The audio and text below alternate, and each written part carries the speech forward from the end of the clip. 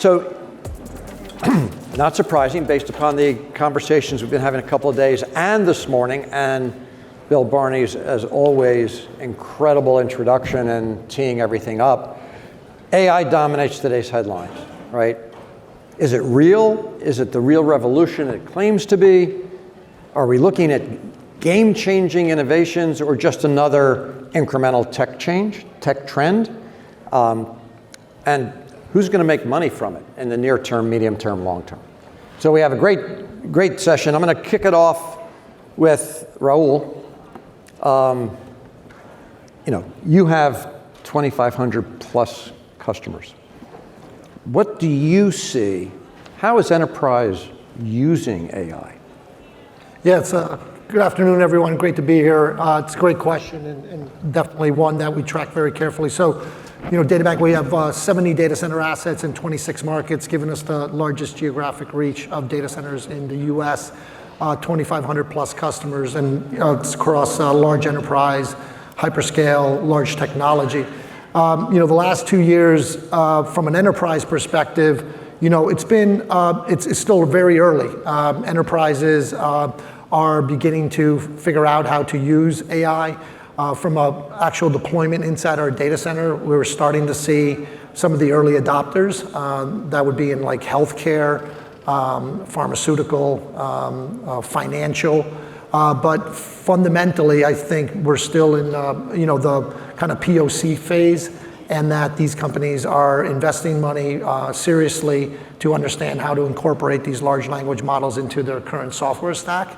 And that we're just starting to see the green shoots of that. So if you think about that from what that bodes for future demand, it's actually a really bullish story, because we don't think that the vast majority of enterprises have really adopted these LLMs yet, but that they're working on it very carefully, and that it's going to happen. It's obviously a question in my mind of when, not if.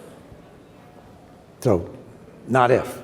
Not if. It's when. It's a when question. It's a when. And Brian. Yeah. So, the chicken and egg question, right? Which is just, did the Nvidia GPUs unlock the large language models, or were the large language models developing that needed the chipsets? For me, I always like to look at how did we get here? It wasn't that long ago that I was selling cross connects and cabinets and cages, and now we're selling campuses and gigawatts. I think about how this industry has evolved, and whether it was a gaming GPU or whether it was a century-old innovation of AI, at some point they intersected. And now I see the industry really as four partners, and at times the partnership is strong, and sometimes it's a little bit tense right now. But we've got designers. We've got someone on the stage here who is designing and leading innovation. We've got the AI folks who are disrupting and creating a new sense of value that we've never had. We've got the data center operators and infrastructure providers, networks, and data centers themselves. And then we've got the utilities. And I look at this now as who's creating the chicken and the egg. I'm not sure, but I'm watching integration among each peer group. I'm watching the chips impact the design and impact the language models, whether it's small or large. And I'm watching data centers impact utilities, and utilities impact data centers. And I'm not sure we're going to get to this next level if we don't collaborate and communicate in a way that we never have before. And some people right now are exerting their own segment will, and that's very important to make sure we do the right thing responsibly, but we're all going to have to work collaboratively to get to this next decade of growth. So it's pretty exciting, and also what got us here won't get us there. Well, so Andria, on chicken and egg, I think Nvidia is the chicken and the eggs everybody's using, right? So, great analogy. Yeah. So what are you seeing? Because you have a visibility into everything that's going on, right? Because everybody's, using your GPUs. What do you see as some of the biggest opportunities on the horizon today? Right.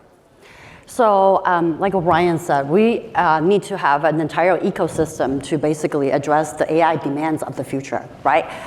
So two phenomena happened in the past few years. One is the iPhone moment for AI. That was back in 2.5 years ago, right, when ChatGPT was announced. And this is not like suddenly, the world understand AI. I mean, this is like decades of investment from Nvidia, right? Back in, Nvidia is about 32 years old, and recently we just celebrated GPU, 25th anniversary. So the iPhone moment was here about 2.5 years ago, but the work that has lead to that point was definitely not being recognized. So the possibility of multimodal, that means you could input any type of text, like sound, brainwave, and then go into this black magic of AI, and then output like speech, amino acids, drug discovery. I mean, that just kind of opened the world to AI, right? So super exciting time for us, right? And then that's also the other phenomena was the explosive growth in terms of compute needs, right? Before 2019, we were growing at 8x in terms of boosting performance. But in 2019, we invented Transformer in the AI engine, and now we're seeing growth in models 256 in the next few years. So the explosive computing demands, it's driving where we are today with this ecosystem here today, is that we need a new modern data center infrastructure, operators, MEP providers, commission, decommission agent, general contractor. We need the entire ecosystem to work together. So it's going back to chicken and egg. It's like things happen, maybe by luck, right? Knock on wood, it's not, but we're here, and it's super exciting and super challenging for us to get to the next growth period. That's great. So maybe the analogy is, an omelet with a lot of ingredients. That's right, yes. Jun, yes. What about AI adoption and use now in Japan? Well, actually, that's very interesting because the previous some of the industry is very strong, and at least they used to be very strong, right? And the gaming industry, for example, right? They are very much excited on getting the new access for the AI, and the automobile industries as well. And so silicon industry, used to be very strong, but not anymore maybe. But now they are, including the government support, and then they are trying to get the silicon industry getting back. But more importantly, from Japan's point of view, then probably that's very much promising. The use case, like we are expecting the natural disaster, earthquake, huge earthquake actually is coming, and those the simulation and the mitigation, and those are getting very serious in Japan. And so industry-wise, research-wise, and of course infrastructure-wise, it's facing a very much new catch-up phase, but also something far beyond solving our issues. And Ellie, you've been an AI enthusiast, right? Why are you so positive on AI, and within which time frame? And are there things we need to watch out for? Well, I think I'm a positive but realistic, as opposed to the general perspective that one hears and reads about, which is hypothetical and negative. So AI, of course, has been around for easily 60 years. It just kind of exploded. And there have always been these cycles of hype and doom, and including by the promoters themselves. So there was the neural networks and the expert systems and the fifth generation or whatever, and nothing really worked as well as it was expected, but usually because we overestimate the short term and we underestimate the long term. And so here too, we have people, even insiders, who kind of wring their hands. For example, Geoffrey Hinton, who is one of the fathers of AI, 9 years ago, comes out and says, in the future, in 5 years, we will not need any radiologists anymore. That was kind of like, now radiologists, as far as I can tell, and I could tell from a recent visit, are doing really well, and the wait lines are kind of quite long. Nevertheless, Jeffrey Hinton got a Nobel Prize a few weeks ago, not for literature and fiction, but for physics. So there is clearly going to be a counter. The counters are disappointments at the promise. Secondly, disappointment at the economic performance. Nobody's making money except for one company. I'm looking at you, Andria. I disagree, but sure. I'm just dishing out all the golden shuffles right now at this point. And then there's, because of these doomsday scenarios, a loss of sovereignty, loss of jobs, loss of privacy, loss of everything, humanity being essentially kind of being kept on by the all-powerful autonomous AI in the future as kind of like pets, if we are lucky. And so there are these counter reactions. Why am I still optimistic? Because there's this cycle. People will recognize that there's some positives to them in their personal lives, not just in these abstractions. For example, I saw that there are now in development or being explored and promoted artificial drone-based, AI-based bumblebees. They fly around orchards and trees and bushes and flap their wings and do what bees do, because bees have been declining. And so why not use AI for that? There are AI-based toothbrushes. Kind of so when this penetrates from the data center level and from the big center into the actual kind of day-to-day, people will appreciate, will kind of like, and will do that. And finally, people will also have AI not as the threat to their autonomy, but actually as an empowerment tool. The AI agents, the AI as your friend. The AI will do the selection, that will be your electronic protection mode, will be your selector, will be your shopper, will be your companion. When people will recognize that the AI can actually help you, their attitude will also be more positive, and when the attitude, public attitude will become more positive, and the public policy will become more positive than it is right now, where it seems around the world every organization is aiming for regulating this new technology. Whether it's the UN or the UNESCO or the ISO or the UN Secretary General, and certainly the European Union, whose main export article has been regulations rather than technology. We'll come back to maybe that. If I may, Pepper, yes, absolutely. Because you asked me a question about, hey, what's the biggest opportunity? So Ali just teed it up for me, right? Yes. So he talked about the agentic AI, the human, digital human. That represents about 125 billion market opportunity for all of us, right? So let's talk about use cases here, right? He talked about, drones, AI bees, and we've seen cases from Domino Pizza, right, where they have drone delivery pizza, right? And they've been working with us in terms of route optimization, and their business has increased tremendously. The other one that Pepper, you and I would talk about, and maybe I could share. I'm such a foodie, guys. So one of my favorite cookie Oreo, you guys know this, right? And no kidding, you could read Wall Street Journal December 17th article. It's about how an Oreo owner who invests in R&D in AI that fine-tune their recipe for meeting customer demands to stay ahead of the business while others struggle with their business. Their last quarter, they have increased their sales by 5.3% year on year. That's great, for such a,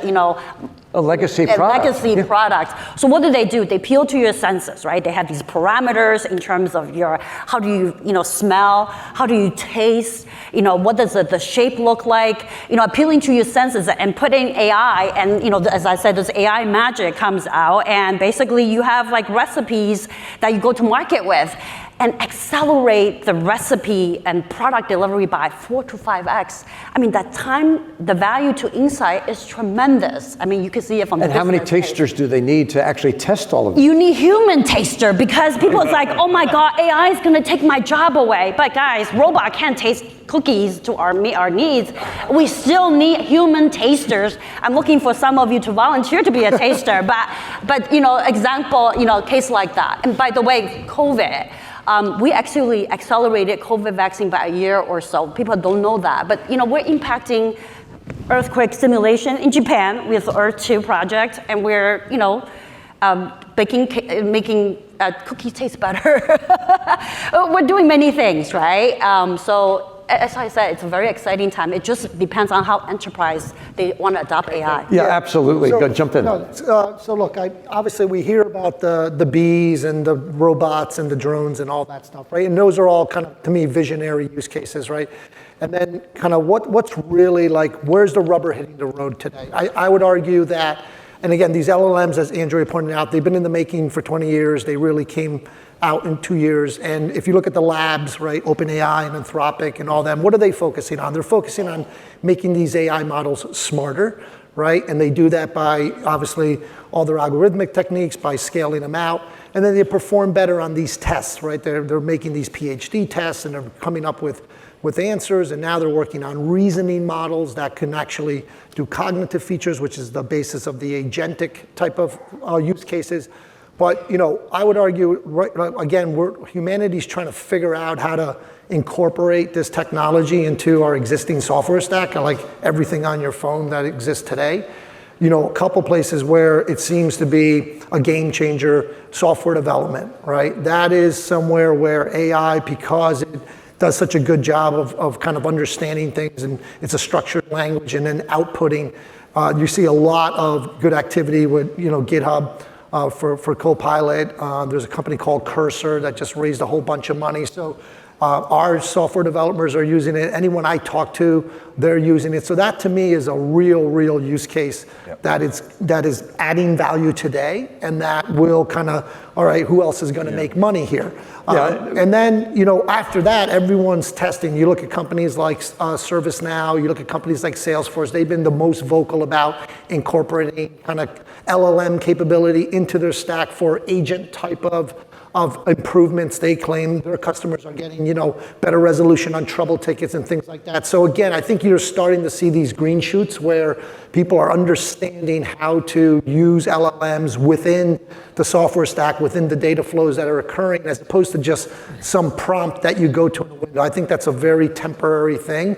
Ultimately, we should not know that we're using an LLM underneath the cover, right? Just like today, you don't know if it's, a database or LAMP stack or .NET. You don't care. It's about the functionality. And today, it's very siloed. That needs to break down. Yeah, I'm going to go to Brian and then come back to June. Well, please. First, I'll be first in line for the cookie tasting. Oh, okay. Thank you, Brian. I'll be first in line for that. Look, my excitement about AI is that right now, where we are in this adoption curve, I think more broadly, is we're focused on cost and efficiency, which is exciting, and it's proven, and we can all get the 80-20 rule that's really meaningful our own professions. It's disrupting really essentially the lowest levels of professional society, and that is disturbing, right? We got to tackle that. But this right on the cusp of making its value and excitement, and those are the attributes that where we really are there. And we talk about these use cases, they haven't quite made it down to society yet in broad, and that's going to change the entire dynamic in the adoption curve. And that excitement it's tangible, it's palpable, it's right there.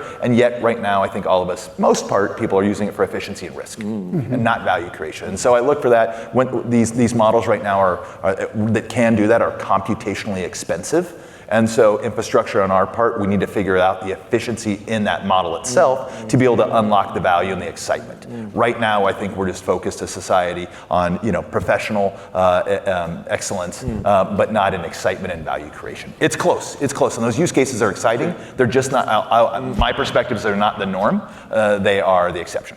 Yeah, June. Yeah, the use case is going to be great. I mean, we can talk forever about kind of something happening for the this area, that area, and everywhere. So I raised the earthquake case, and then when 2011, then when earthquake hit, and very serious damages on a nuclear power plant, and the Japanese government decided to stop everything for a while, and now it's on the process of recovering or the resuming the operation. But so the question, like the Brian, yourself, it's Nvidia, of course, we are now on the process of reconstructing the infrastructure, data, digital infrastructure, redesigning. of the entire Japan, and then so redistribution and everything. So the most serious issue is electricity, then the energy, consumption with a large-scale computation type of thing. So I believe that's going to be a very much serious issue. So is there any way that we can have an optimistic view about the energy for the future relating to the use of the AI? Well, look, I mean, you need to align the consumption of model with the value of the model. And right now, those have not been aligned just yet. On a $20 a month subscription on a retail level doesn't necessarily compute to the cost of the compute that it takes to deliver. And as we get better and better models, it costs more and more. So we've got to unlock that. If there's efficiency gains as an industry, as a value chain, from the designers to the models to the infrastructure providers to the utility. And that's something that Raul and I focus on each and every day, is unlocking that value. Yeah. Oh, you want to jump in? On the energy side, if you listen to President Trump's inauguration speech just a few hours ago, his basic approach to energy is, and he said it, drill, baby, drill, and transmission lines, and end the Green New Deal. So in other words, I think the environmental restrictions against energy expansion, at least in the United States, are going to kind of decline considerably here now. Now, as to the changes, it's not just kind of cost reduction and productivity increase, but how it transforms, as you said, disruption. Take, for example, healthcare. I mean, everybody talks about healthcare, and clearly diagnostics will be improved, and management will be improved, and patient care will be improved in many ways. But that's just assuming that that's the end of the story, and it isn't, because once you have AI, the relationship of the patient and the doctor changes. Why go to the doctor, wait in line or whatever, pay a lot of money, or somebody else will pay a lot of money, when you can go to the AI for the diagnosis, for the advice, and so on? Or why go to a doctor in your health service area instead of going through the AI to the best affordable expert elsewhere in another country, in Pakistan, in Israel, in Cyprus, wherever it might be? So it changes the entire nature of the medical healthcare system, including the insurance, including the equality and inequality of the services, because obviously you can buy some through the AI system much better than you could do in that regular system that we are traditionally using. And so the entire medical system is going to be subject to great stresses. And of course, that means regulatory restrictions, licensing, prohibitions of what an AI can do, liability rules, and all kinds of other things. And so we really need to think already ahead into what the implications are for the user, large user community, and how their models have to be changed and modified. So Raul, I just want to ask Raul a quick question on that. So how are you seeing all of this translate into demand on the types of data center, right? Yep. Where you have them, yep, how they're built, the supply chain of data centers? Yep. I mean, the geographic question is a really interesting one, especially since obviously over the last 24 months, there's been kind of just a wall of supply trying to make it to the market. And a lot of that supply is in kind of markets that heretofore have not been data center, markets. My view is, if you think about the last 2 years, we have had kind of new markets emerge, kind of call them tier one next markets. They're markets that, were, secondary markets, but now are becoming kind of as important as primary markets, like long-term markets like Dallas or Ashburn. And I would argue places like Atlanta, Columbus, Salt Lake, Phoenix, those are now markets where they're now kind of risen to the same level as a traditional core tier one market. And ultimately they're going to be multi-gigawatt in nature, right? So yes, we are getting decentralization, but it's happening in kind of a smaller number of very deep locations for power. So that's kind of our view of where the world's evolving. And from a development perspective, we're building about 850 megawatts across about 10 markets, but the majority of that capacity is in Dallas, Atlanta, and kind of Northern Virginia, which again, we continue to believe those markets will be, data center forever markets, right?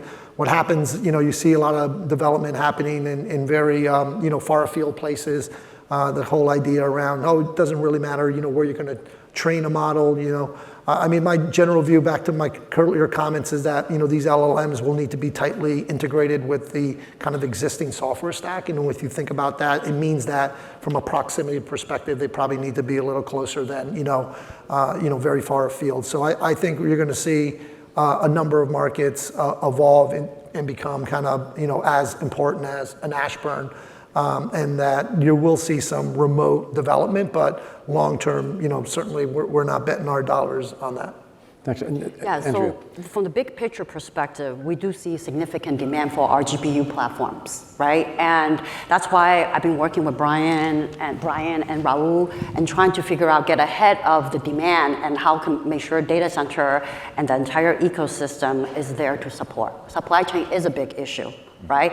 And we're trying to get ahead of understanding the demand and mapping supply.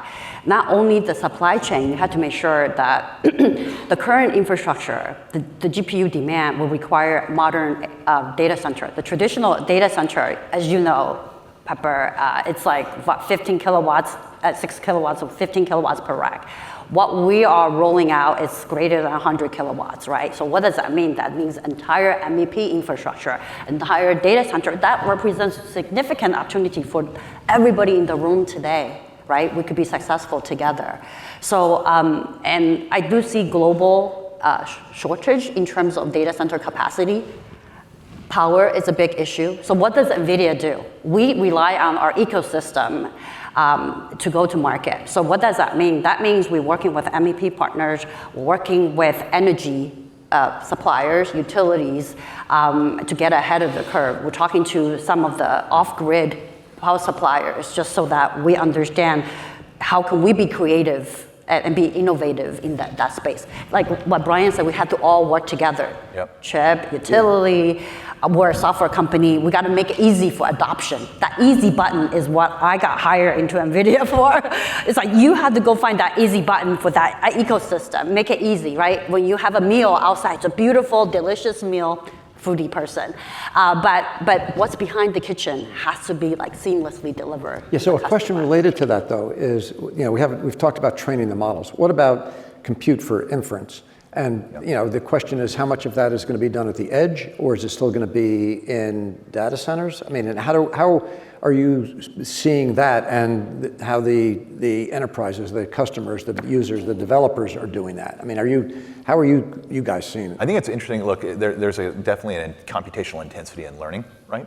What happens to that model as it's learned and now it's inferred? And so what happens to the infrastructure that was supporting the learning stage, and what's the life cycle of that? What are we going to replace that with another learning stage, a learning model? We could, and you could just be perpetually in that. Or then you're dealing with the latency and the geolocation that Raul talked about, and winners will always be winners in these geographic markets. And so it's a real question that we have as we're building 40-year assets right now with an industry that's 18 months old. And so, and that creates socioeconomic risk into back to where we're putting it in terms of which border and which regimes want data where, and also where we're investing in our supply chain and which utilities and where. Yeah, and related to that, there's the question of, so what happens, Qualcomm's developing chips, it says that can process enough of the AI data using the models, and then putting that in smartphone handsets. And Apple, I mean, what happens if do we think that we have that at the edge? I think that's going to be a very, very important key issue about how the kind of distributed computing type of, the balance, new balance for the AI is going to be, happening. So starting from the, kind of huge computation consumption based, computing till to the edge, and then maybe inside bees or whatever, right?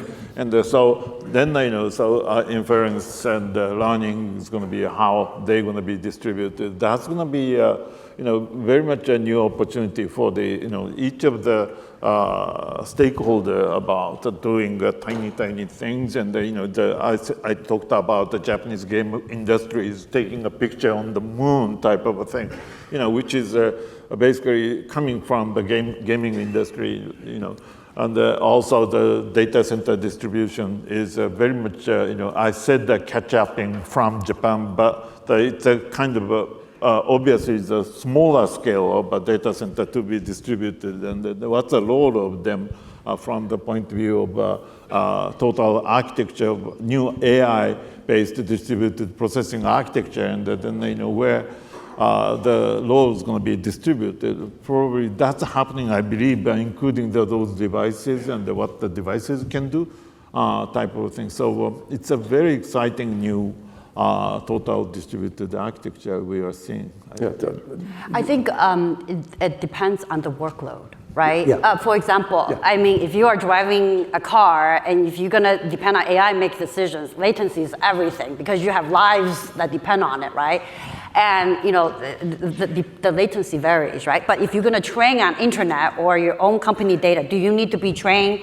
Do you need that latency, right? So it all depends on, the workload, right? And in fact, in Japan, I think that our CEO attended the AI summit where, they're working with company like 5G companies that they're gonna leverage some inferencing capabilities when it's idle and using inferencing right there on the edge, right? So as I said, you gotta look at holistic. Training it's not latency sensitive. It could go to the tier 1 minus markets versus like some of the application where it involve lives, then you need to be right there, right, with the towers and to make that decision right away. So if that makes sense in terms of. Yeah, so obviously most people here have been to this conference a couple of times. Remember 3 years ago, it was all about the edge. Yeah. So what happened to the edge? Right, I mean, so obviously AI came and kind of sucked all the oxygen out of the room and, really this kind of idea of edge, and there were a bunch of companies that got founded to do micro data centers, as you remember, at the base of a cell tower and all that good stuff. And if you think about it, it's all gone, right? It didn't happen, right? Why didn't it happen? Well, the reason it didn't happen is because, again, as far as I can tell, everything on my phone works really, really well with the current architecture of the internet, right? So you have to ask yourself, what is going to change from an application, from a use case perspective that would change that dynamic? And I think what Andrea is saying is correct. It's if somehow, through this process of adopting AI, we come up with, an agent that is going to be a video agent, and it's going to be an 8K, and it's going to take a huge amount of bandwidth, and it's going to need to be, real time. Well, that will then force decentralization, either through kind of at the handset level or through data center development across more markets. But what we see with our customers is, again, when you shard something out from an infrastructure perspective, it makes it harder to manage. It makes it harder to scale. And they have a preference to, if I'm in a market, and it's working, and the application or whatever digital service I'm delivering is still working well with the user, then why am I going to fractionalize that out and have to deal with all the networking costs and the management costs and stuff like that? So I think it's to be determined, and it will really be driven by the use cases. So Ellie, you've done a lot of work on media markets and video. What do you see? I mean, picking up on what Raul was saying, the role of AI in future media systems and the impact, particularly on video. Well, there have been a lot of kind of components of next generation video: immersion, virtual reality, interactivity, all kinds of individualization. They have not kind of really gelled together yet, but AI can make them happen and make it easier and seamless for the user. Now, what that means is that video of the future, not all of it, of course, but the leading edge, kind of the interesting applications, will be much more experiential and interactive and immersive. That has cultural and social implications, of course, but it also has infrastructure implications. This is a very data-intensive type operation that will require kind of significant upgrade of the infrastructure. But at the same time, much of it has also to have a very small, low latency, because it has to kind of react very quickly. And here, and other implications, and that kind of echoes the edge issue. Why do smartphones need to be so smart if everything gets processed at a distance? But on the other hand, you need to have constant connectivity to your AI agent that will do all the work for you. You don't need app stores. In fact, you're not even clear if you need apps, because so all these things will be just leapfrogged by the AI agents that will find the information, do the screening, do this and do that. So app stores will kind of go away, and all these kind of 200 apps that you have on the cell phone, why do we need them then? Interesting. So I want to, before because we're getting close, but Brian, I want to come to you, right? But also, I mean, you wanted to intervene. Well, the reality of what Eli just said is historic for all of us. If we fast forward 5 years, 10 years, and what he said is true, the bets that we're making today will be very relevant in the fact that it will propel us to that decade, and also be much more less relevant than they ever have been before because of what you just said. You're talking about leaping a lot of the infrastructure that's in place today, or the software as a service that's guiding our path. So it's phenomenal, and I believe him to be true. And so one of the so a question then is, what are the business models? Is it a subscription model? Is it a freemium model? Is it, you know, I mean, we think about, but you want to come back to monetization. What does the business case look like? Right. I've been monitoring this closely because there's a lot of historic norms in what we're doing. The most recently, the fiber business of the late 90s of overbuilding for this capacity. And so at that point, it was unclear who the customer was of the internet, right, of the initial internet, and who was going to pay for it. Recently, many of you got a bill or a notice in your bill that your Office 365 license was going to go up. And for the reason of that was for Copilot. And we can debate the value proposition of Copilot today and what your organizations are doing, but you're starting to pay for it. And that Copilot license is actually residing in a lot of the digital infrastructure today, or will be. So I couldn't be more excited to ever pay for a bill in my life, because that means that AI is being monetized. And it's being monetized in a more thoughtful manner than $20 a month for an all-you-can-eat dated model from 18 months ago. And so this is really, really important for us to get right as an industry, because if we're going to continue on this 45-degree angle for the next decade, all of us together, we all need to start paying for the value proposition, and that value proposition needs to be real and resonant in what we're doing each and every day. Yeah, so if I may, basically, if you look at how AI is being consumed today, there are a few models, right? One is on the cloud. Right? There's the hyperscales that they are monetizing it through as a service, right? As either a SaaS model or infrastructure as a service or platform as a service. And then you look at the enterprises, which is in green shoot today, right? And they need private AI. For example, some of the use cases like healthcare, you have HIPAA regulations, right? It just, you have to be on private AI, right? And then you have like financial services, it has to be somewhat private cloud. And then you got the hybrid, right? What do we say? We say, hey, you know, there is a saying in Nvidia is like you rent on spike and you know you pay for the base, right? It's just the hybrid AI. That what makes sense. So you have to look at the organization. Go back to that high return on your investment. If you're gonna invest in AI, you make sure that whichever model, which either on the cloud or on-prem or hybrid or multi-cloud, you know, whatever model is, it makes sense for your business, right? And if there's no business driver, we're not gonna be here today, right? Because that is gonna drive all the ecosystem to roll in the same direction together. Yeah, I can tell you from the more kind of social requirement, onto the AI. For example, Japan is, kind of very serious reducing the number of population. And then, so everybody talking about, my job is going to be replaced by AI type of a thing. But, in Japan, it's a Population decline. opposite. Right, so the AI should support all the labors. So, for example, we have whereas 65 for the agriculture population. 65% of agriculture population is over 65 years old, and now one of the lady on the kind of agriculture field she's operating the 8 tractors. In parallel, like a convoy, and so those areas going to be, we really need, kind of a new labor, and application from the robotics and the AI and the other things. So we worry about the societal implication of AI, but really what you're talking about is saving society as a graying economy. And so it's really pretty phenomenal. Yeah, and Ellie and I worry about that. On the business model, I went to Perplexity and asked that question. Perplexity, what business model should there be for AI? And the answer that he or she or it gave me was, let AI do the job on deciding that. Namely, why should there be one model? This is such a huge area and different applications.